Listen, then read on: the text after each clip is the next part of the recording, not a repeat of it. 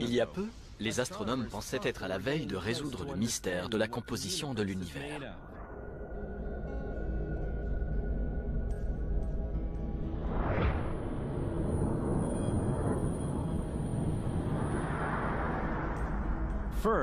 Tout d'abord, on y trouve de la matière qui compose les étoiles et les galaxies qui illuminent nos nuits. Il y a également la matière noire. Il s'agirait d'une particule non identifiée, n'émettant aucune lumière. Mais son existence ne nous est connue que grâce à sa force gravitationnelle. Récemment, les astronomes ont découvert la présence d'un troisième élément dans l'univers. Contrairement aux deux premiers, il ne s'agit pas de matière. Il s'agit d'un phénomène mystérieux qui pourrait être généré par le vide spatial. On l'appelle l'énergie sombre, et son importance dans l'univers est telle que cet élément dictera à terme le destin de tout ce qui l'entoure. Malheureusement, les cosmologistes ne savent pas exactement ce qu'est l'énergie sombre. La résolution de cette énigme est devenue l'une des grandes quêtes scientifiques de notre époque.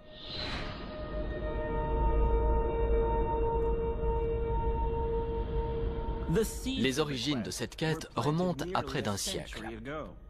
C'est à cette époque que les astronomes ont compris que les points lumineux flous qu'ils apercevaient dans leurs télescopes étaient des galaxies.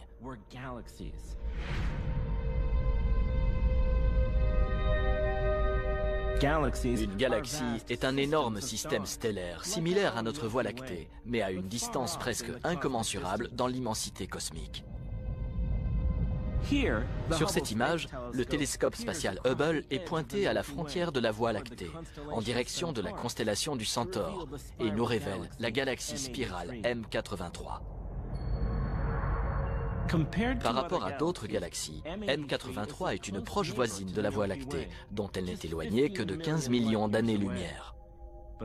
Mais elle s'éloigne de nous à la vitesse stupéfiante de 500 km par seconde.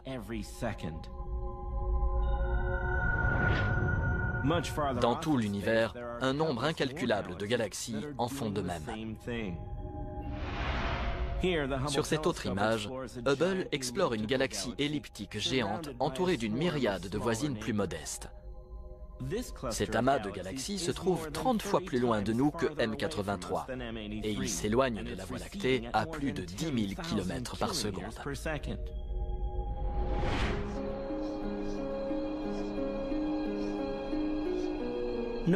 Où qu'ils portent le regard dans l'univers, les astronomes ont découvert que plus une galaxie est distante de la Terre, plus vite elle s'en éloigne. Dans les années 20, l'astronome Edwin Hubble est le premier à comprendre ce qu'implique ce phénomène. Il en déduit que les galaxies s'éloignent les unes des autres. De ce fait, les galaxies les plus distantes semblent reculer plus vite.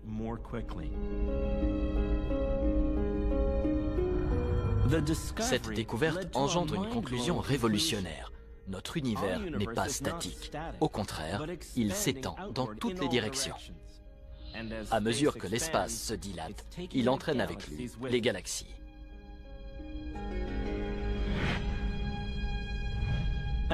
L'expansion de l'univers est un concept difficile à appréhender, mais tout à fait logique. Si l'univers était statique, la gravitation aurait poussé les galaxies à se percuter depuis longtemps. L'expansion explique pourquoi ce n'est pas arrivé, mais elle mène également à une autre conclusion tout aussi étourdissante. Puisque l'espace grossit, c'est qu'il a été plus petit par le passé. À un moment donné, tout l'univers que nous voyons aujourd'hui était concentré dans un volume plus petit qu'un atome. L'idée d'une telle quantité de matière et d'énergie dans un espace aussi minuscule est inconcevable. C'est pourtant ce qui a entraîné le Big Bang. La naissance explosive de l'univers. Après avoir découvert le Big Bang, les chercheurs ont compris qu'ils pouvaient calculer l'instant où il s'était produit en mesurant le rythme auquel les galaxies s'éloignent les unes des autres et en remontant ainsi le temps. Pour mesurer l'expansion, les astronomes doivent observer plusieurs galaxies et comparer deux facteurs, la distance et la vitesse. La vitesse est l'élément le plus simple. Lorsque les objets se déplacent, la fréquence de la lumière qu'ils émettent se modifie selon leur vitesse. C'est ce qu'on appelle l'effet Doppler.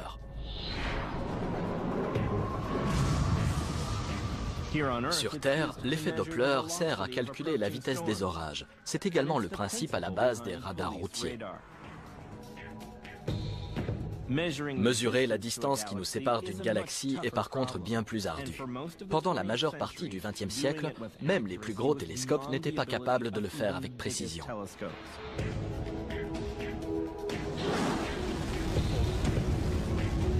La mise en service du télescope spatial Hubble permettra de résoudre ce problème.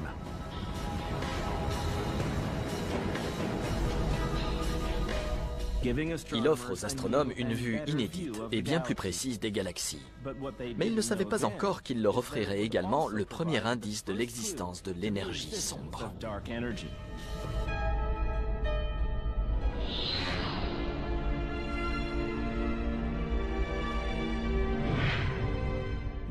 Dans les années 90, les astronomes comprennent qu'Hubble va leur permettre de calculer l'âge de l'univers. Comme il n'est pas soumis à la distorsion de l'atmosphère terrestre, Hubble est en mesure d'observer les galaxies les plus proches et pour la première fois d'y apercevoir des étoiles individuelles.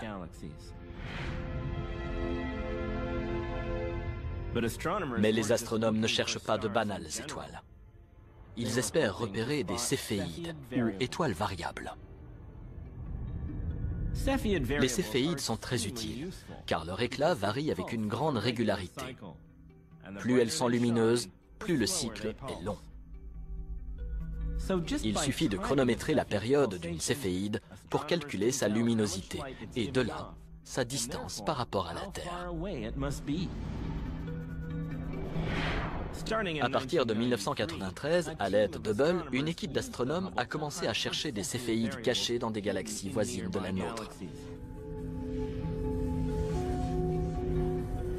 Ils en ont trouvé un grand nombre. Les céphéides leur ont fourni un moyen pour mesurer la distance nous séparant de leur galaxie. Dans le même temps, grâce à l'effet Doppler, ils peuvent aussi calculer à quelle vitesse ces mêmes galaxies s'éloignent de nous sous le coup de l'expansion de l'univers. La dernière étape n'est qu'une question d'arithmétique. Pour chaque galaxie, la vitesse divisée par la distance donne le taux d'expansion de l'univers. Plus les astronomes prennent de galaxies comme exemple, et plus les résultats sont sûrs. En sachant à quelle vitesse s'étend l'univers, les chercheurs peuvent déduire quand il a vu le jour. C'est l'un des plus grands résultats obtenus par Hubble. Mais en 1994, lorsque ce tableau a commencé à se faire plus clair, il a surpris la communauté scientifique. Selon leurs calculs, l'univers aurait en effet moins de 12 milliards d'années. C'est un chiffre plus faible que les estimations précédentes, et il s'accorde assez mal avec d'autres preuves. Parmi ces preuves, citons les naines blanches, de minuscules reliques stellaires pas plus grosses que la Terre, les restes d'étoiles comme notre Soleil, une fois qu'elles se sont éteintes.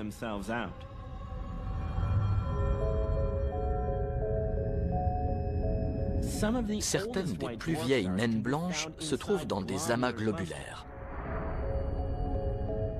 De vastes ensembles sphériques d'étoiles qui remontent à la formation de notre galaxie. Comme ces étoiles se refroidissent au fil du temps, les astronomes cherchent les naines blanches les plus froides et les plus ténues pour estimer l'âge de l'amas auquel elles appartiennent.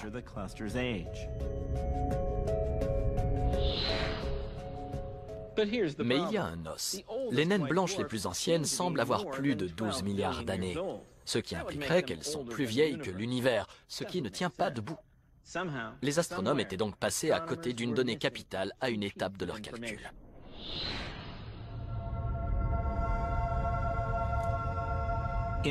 En 1998, la pièce manquante apparaît enfin, et sa découverte change tout. Elle offre un autre moyen de mesurer la distance des galaxies. Cette méthode s'appuie sur un type d'étoile explosive, visible à bien plus grande distance qu'une céphéide. L'explosion met en scène deux étoiles en orbite l'une autour de l'autre. La première est une naine blanche et la seconde, une énorme géante rouge. Dans ce scénario, du gaz chaud s'échappant de la géante rouge est attiré par la gravitation jusqu'à la naine blanche. Cette dernière récupère tant de matière qu'elle finit par devenir instable. Cela déclenche une explosion thermonucléaire et la naine blanche se transforme en supernova. Pour les astronomes, l'intérêt principal de ce phénomène est que le point de déclenchement de l'explosion est toujours le même. Les supernovas de ce type ont donc toujours à peu près le même indice de luminosité. Comme c'est le cas pour les céphéides, la luminosité permet généralement de déduire la distance. Mais les supernovas peuvent être repérées dans des galaxies encore plus lointaines. Leur lumière nous arrive donc d'un point plus éloigné du passé. En mesurant la distance qui nous sépare de ces supernovas et de leurs galaxies hautes, les astronomes ont pu vérifier si l'expansion de l'univers s'est modifiée au fil du temps. Ils s'attendaient à découvrir un ralentissement graduel, car la force gravitationnelle de la matière et de la matière noire de l'univers agit comme un frein sur l'expansion cosmique. Plus il y a de matière, plus il y a de gravitation, et plus l'expansion de l'univers est freinée.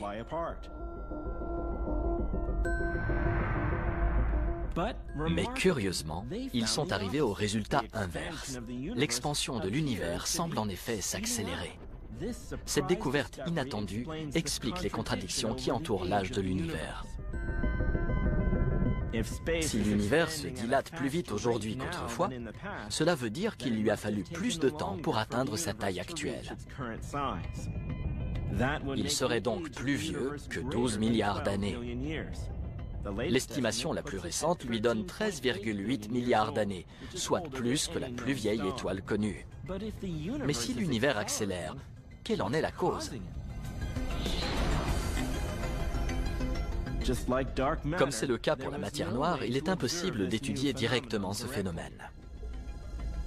Les cosmologistes l'appellent donc l'énergie sombre. Les observations suivantes valident et renforcent la thèse de l'énergie sombre. En 2011, 3 astronomes impliqués dans la découverte initiale, Saul Perlmutter, Adam Riess et Brian Schmidt, décrochent le prix Nobel.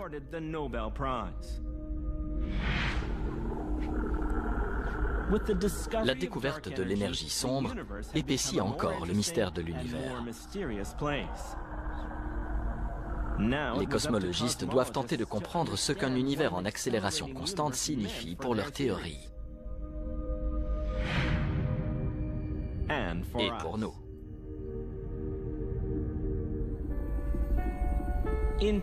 En 2001, les cosmologistes découvrent un autre moyen de voir le rôle que joue l'énergie sombre dans l'univers. Son nom, WMAP, une sonde orbitale conçue pour cartographier le fond diffus cosmologique.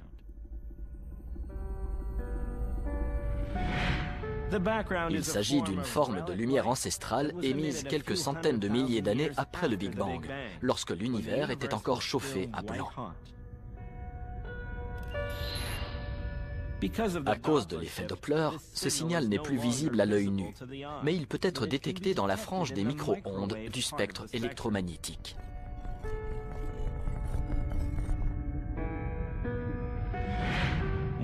L'une des caractéristiques principales de ce signal est qu'il contient de minuscules fluctuations que la sonde a traduites en mouchetures sur la carte du fond diffus micro-ondes. Cela s'avère extrêmement pratique pour les cosmologistes, car la taille moyenne de ces mouchetures est en rapport avec la somme totale de matière et d'énergie dans l'univers. Les données révèlent que ce total est bien plus grand que toutes les galaxies combinées. La matière visible ne constitue même qu'un peu moins de 5% de ce camembert cosmique. Mais les galaxies sont incrustées dans d'immenses concentrations de matière noire qui comblent une partie du déficit. À elle seule, la matière noire apporte près de 27% supplémentaires à l'ensemble. Mais les 2/3 de ce qui constitue l'univers nous restent encore inconnus. Pour expliquer cette part manquante, les scientifiques avancent aujourd'hui l'hypothèse de l'énergie sombre, l'entité mystérieuse qui accélère l'expansion de l'univers. Mais pour comprendre pleinement les implications de ce phénomène, nous devons savoir ce qu'est vraiment l'énergie sombre. Une réponse possible est connue depuis près d'un siècle. On l'appelle la constante cosmologique. Il s'agit d'un terme mathématique ajouté par Albert Einstein à sa théorie de la relativité générale pour contrebalancer la gravitation. Einstein s'en sert pour expliquer pourquoi toute la matière contenue dans l'univers ne s'est pas concentrée en un seul point. Mais lorsque les astronomes ont découvert que l'univers était en expansion, Einstein s'est rendu compte que la constante cosmologique était finalement inutile. Il ira jusqu'à dire qu'elle est la plus grande erreur de sa vie. Mais la découverte de l'énergie sombre remet la constante cosmologique sur le devant de la scène. Les cosmologistes partent du principe que l'espace contient sa propre énergie naturelle et que cette énergie a un effet répulsif. En se dilatant, l'univers prend plus de place et génère donc plus de répulsion, ce qui a pour effet d'accélérer l'expansion. Pour l'instant, les observations étaient ce principe. Mais il existe d'autres théories. Certains scientifiques avancent par exemple que l'énergie sombre est le résultat d'une force de la nature inconnue jusque-là. Si c'est le cas, son influence risque de s'atténuer graduellement avec le temps. Mais il existe une possibilité encore plus inquiétante. Plutôt que d'être constante, l'accélération de l'univers accélère peut-être elle-même. Dans ce cas, elle finira par dominer toutes les autres forces et démembrera les galaxies, les étoiles, puis finalement les atomes. Ce scénario a été baptisé le Big Rip.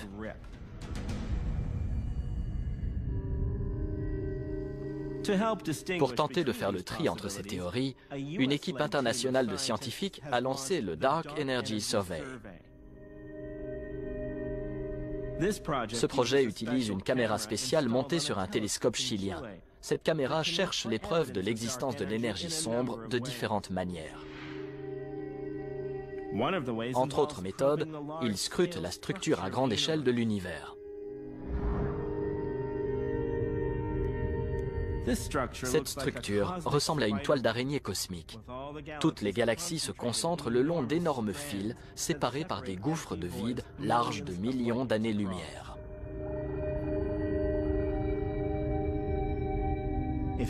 Mesuré avec précision, l'écart régulier de ces fils peut être utilisé comme une règle géante capable de déterminer l'évolution de l'expansion de l'univers à travers le temps.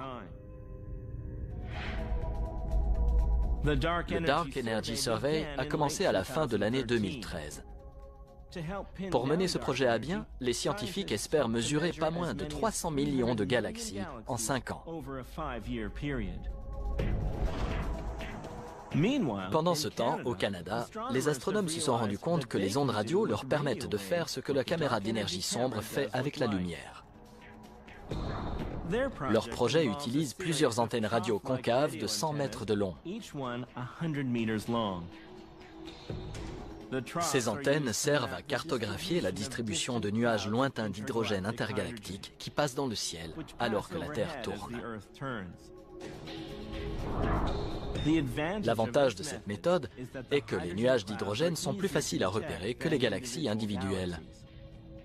Les astronomes utilisent ces nuages pour observer les périodes primitives de l'histoire cosmique, à des époques où il était peut-être plus facile de départager les théories rivales sur l'énergie sombre. L'Agence spatiale européenne a lancé le projet d'un nouveau télescope spatial, Euclide, spécifiquement conçu pour mesurer l'énergie sombre. Il pourrait être lancé dès 2020.